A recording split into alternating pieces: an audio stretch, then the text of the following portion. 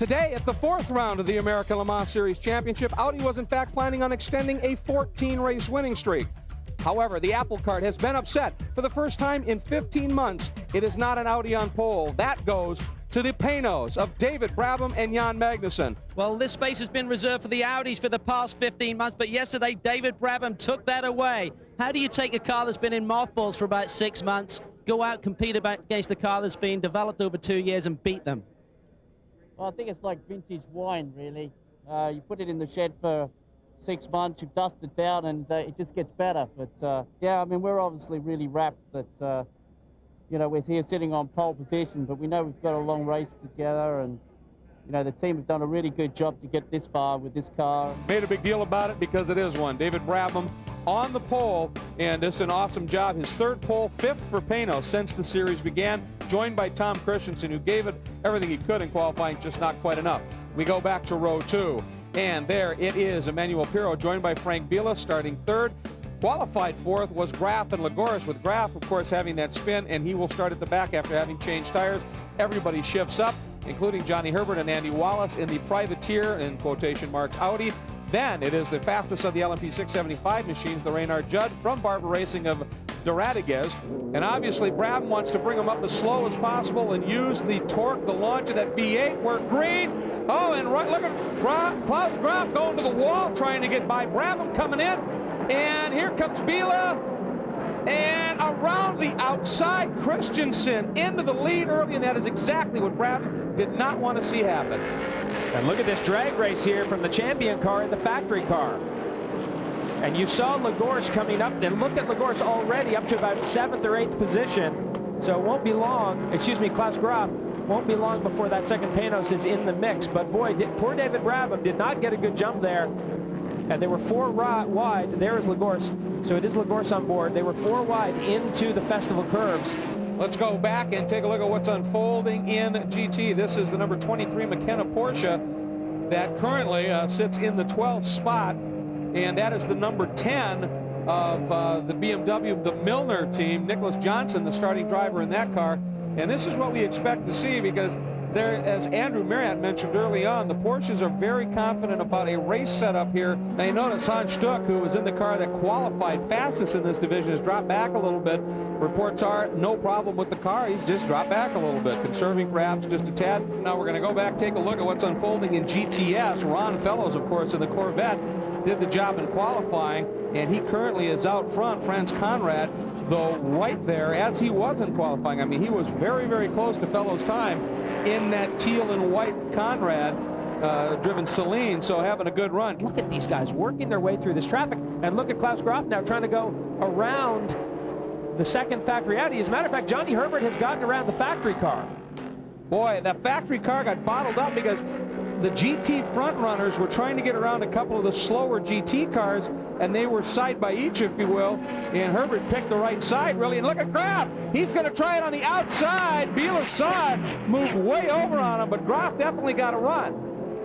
Oh, and we have a pass for the point. That is David Brabham apparently has gone by Christensen. Now this is in the infield. That's the long left-hander. He gets caught behind the 675 car, goes to the inside. The gap isn't there, and there is around the outside Brabham. And he is just now going by the GTS leader. Watch out. So we got a Viper in there as well. Oh man, I'll tell you what, Brabham did a phenomenal job there, because what he's done, yeah, he's put those cars between himself and the Audi. So, and of course you can see the Viper there.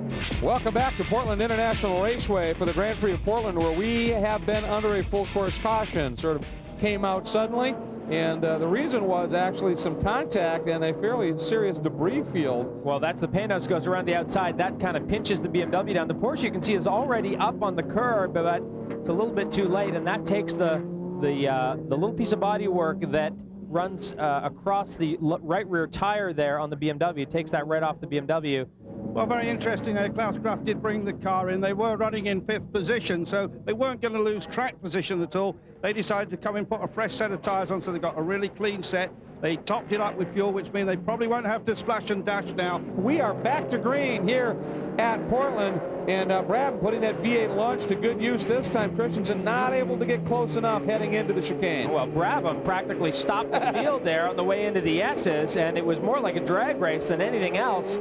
Quick update on the Corvettes. They both came in during that caution period. A little early, you would think, but they're now getting great fuel mileage. They've been working with Bosch on the fuel management. They think they can stretch it to 1 hour and 10 on a fuel load, so they may be able to go the rest of the way with just one more stop. And one of these cars, the 43 car, stopped during the yellow. As well as the number 10, of course, that was not only to try and work a little strategy, but that was the car with the damage to that right front wheel. Christensen all over the back of Brabham as they work through this pack of GT machinery, and these are some of the drivers and cars that are leading in the GT category right now. As a matter of fact, Brabham coming up on the new leader in the category. That's Dirk Mueller in the number 43 Schnitzer machine, and Brabham gets through. No such luck for Christensen. Number 6 has gone off. That is Hans Stuck, who is on board that car. Now, that's the car that did not stop during that earlier caution, so perhaps his Yokohamas are starting to go off a little bit in terms of effectiveness. It looks like he got away with it. Brabham has ducked into pit lane. He's up to the feet of Chris Gorham. This is a scheduled stop. Fresh Michelin's going on. All the tyres they're going to run are unscrubbed. They didn't have time to scrub this setup. So brings it into the pit lane. We believe it's going to be fuel only. Which makes that a very fast stop relative to everybody else. And that moves up 51. Klaus Graf, remember, started dead last, has moved into the lead. And Graf, of course, has pitted. So you were talking about, Jeremy, this might be coming into a big load here. Klaus Graf with essentially what ended up being an almost free pit stop for this Panos. 2 laps ago, Christensen had a 20-second lead on Dave Brabham. That lead is now down to 15 seconds. Brabham running about 2 seconds a lap quicker than Christensen. I think not changing tires was a serious mistake by this lead Audi. Welcome back to Portland, and number 10 is in the pits. Bill Overland has brought the BMW down in. Apparently a flat right rear tire was the cause for the pit stop at this time, but of course they're doing fuel and now doing tires all around, and while they were at it, Overland is out, and Nicholas Johnson is on board, and number 43, the leader in GT, is in. Jack Mueller has brought the car in. Are they doing a driver change? It is. Mueller is out, Eklund is in. And by the way, we get a report now that the number 10, Nicholas Johnson, behind the wheel of BMW, will be brought in for a black flag. Too fast in pit lane, exiting, and he was on the limiter. You could hear it chattering on the limiter, so unless he just let go of the button a little bit too soon. I don't remember in that second stop, did they not take turns? Which car are we talking about, Greg? We're talking about the 51 car? Yeah, exactly. I mean, that because he just looks like what he wouldn't. They didn't take tires. They stopped on lap 61, which was about 1 hour and 18 minutes into the race, and they did take tires. And there's some smoke coming from the back of the Saleen out of that right exhaust bank. Leader in GTS, and Terry Borchler has been going incredibly quickly in that car, but definitely some smoke here right in front of Christensen. There's Christensen, there is Brabham. The official margin now, last time by start finish, Jeremy, 2.8 seconds, but Brabham is clearly quicker even on a clear track. This may be good for Brabham. Well, he's in. Number 1, Christensen has ducked into the pits, Calvin.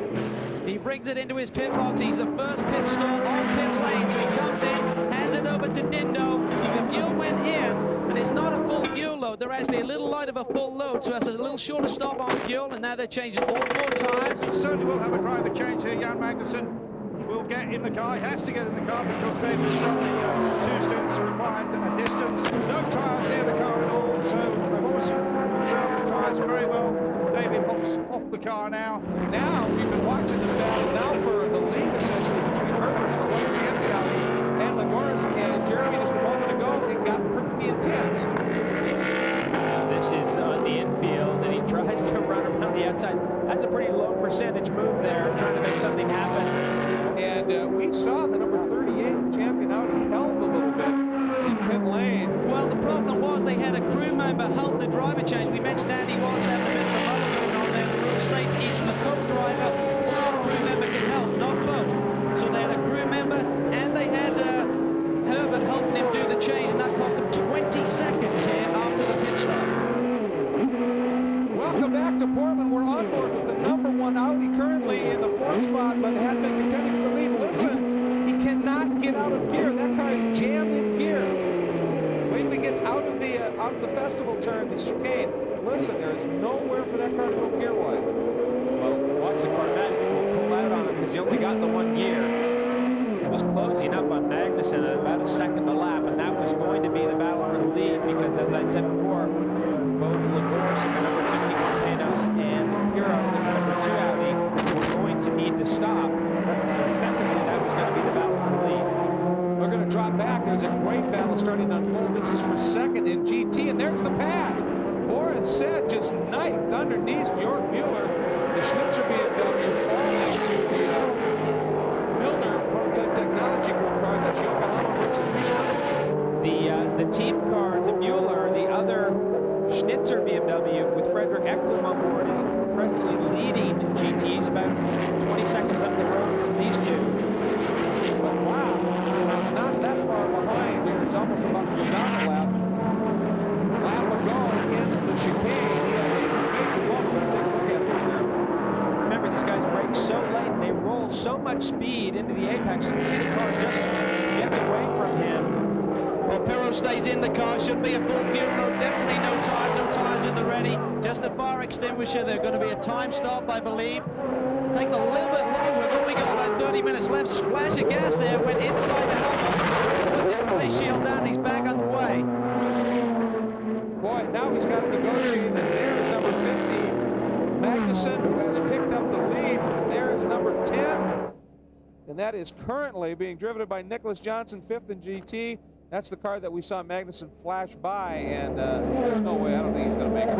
Well, in reality, he should be pulling this race car off the racetrack because this will definitely bring out a full course yellow. And there, Magnussen went off the hammer. Green flag is up. Green flag is out. I'll tell you what, if look at that. Wow, if I'm Jan Magnussen, that is possibly the worst way to restart the event because what you want to do is hang back, let the pace car go, and then get the run through the twisty bits, and that's going to hold up Magnussen. Oh, that's Graf, I think, going around. Yep. Sorry. That was third. One of the McKenna Porsches involved as well. It's almost like a replay from about 5 minutes ago. Yeah, that wasn't Porsche. One of the Porsches is now buried in the pea gravel, so that will likely be another full course yellow. That's two separate accidents. The 51 gets hit by, I can't tell who, it's one of the Corvettes here that hits the Porsche. That's already happened. See, the Porsche there is parking its way in the pea gravel. And I see the lights are on the pace car, so I think we're going to go yellow again. Graf apparently has spun again on the backside. We just missed it here. By himself again. Oh, and there is the 42 BMW spun as well. No, I'm with your car. Didn't expect the car to come in right then, did we? Yeah, JJ said there's something wrong on the rear end, but I think that's when Road already posted that wasn't a very fair move. You know, he hit me in the back after the restart in the chicane. I'm not sure she's but between us it was always fair. And there was the hit right there between I couldn't see the number on which Porsche it was, but it was definitely the 42 BMW, and that's the hit that Mueller was talking about. And Boris said now leads in GT. Then you've got Lucas Luhr, Frederick Ekblom. They all are brand new tires as they all stopped during this long yellow that we just had. And so the pursuit here could be pretty interesting. Yeah, you've got Lucas Luhr, Ekblom, and Leighton all on fresh tires. But look at these guys bobbing and weaving back and forth. Well, they're cleaning their tires off just to make sure they're good once they get down into the braking zone. I know that Jan Magnussen knows he's going to have a fight on his hands here with this Audi. About 9 minutes to go here. I don't think Andy Wallace has got what it takes with this champion Audi to run with these guys right now. I think this is going to be a two-horse race in this last 10 minutes. And I think the guy with the biggest load on his shoulders is Magnussen because he's got more mileage on those tires. It's that big GT battle, Greg. And it sure is. There's the white flag. One to go. And Pirro not able to get done. Oh, he gets as close as he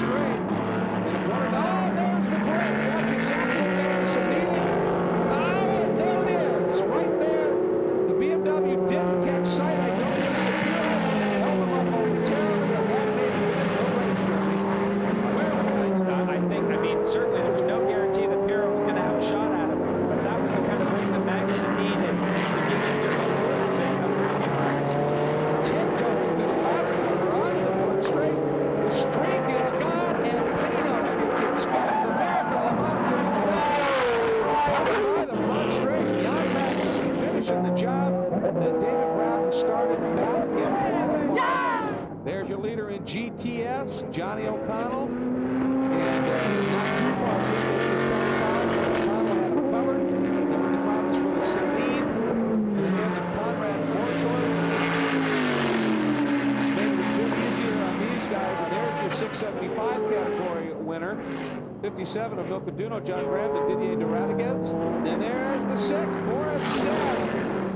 And Hans Stuck taking the win for Tom Milner's Prototype Technology team.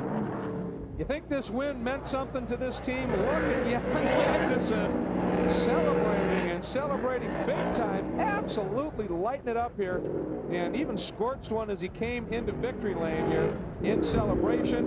And as you said, David started off and did an unbelievable job. So when I got the car, we were in the lead on near. Great. How are you doing? So when I got in the car, I went on the used tires from David, and it was very slippery, but no problem. The yellow came at a good time because I was trying to save fuel, and I couldn't really do what I wanted. Well, big smiles in the Corvette camp, and Johnny O, the magical season continues, mate. It was just a great fight. I mean, I got my good buddy Kelly here, and Kelly drove awesome. And, I was getting his lap times, he was getting my lap times, so we were pushing each other back and forth. It was great fun. Goodyear tires did great. But your buddies at Pano's had to be nice to see Magnussen pull one off today. You know what? I'm still good friends with Jan and David and all the guys here, so I'm happy to see them. They ran a great race. They pushed hard. But, I'm all about GM and Corvette now, and I couldn't be happier. This is the best team I've ever been on, and my boss is standing right behind the camera, so hopefully I'll be here a long time. Big Boris, huge hands and a great win. Hans, you're over the moon with that. Oh yes, I'm so happy, I mean, now we're in the hunt for the championship, and we're very pleased to beat the Schnitzer team. This was our target this time. And thanks to a great team, thanks to Yokohama and the boys, we have been not only the fast, but the smartest guy that will make us win the race today. Yeah, right at the end, you didn't take fresh tires on the yellow. That was obviously calculated. No, I mean, today it was a tire war, Porsche, BMW had Michelin's, we had Yokohama's, and, our tires were as good on the last lap as the first lap, so, Yokohama gave us a great tire day. They've been working real hard on their car, and the team did a great pit stop, and, we have the best car out there, BMW M3, so it's the ultimate driving machine. Hans did a great job, and, I'm tickled to death to be in Mercer.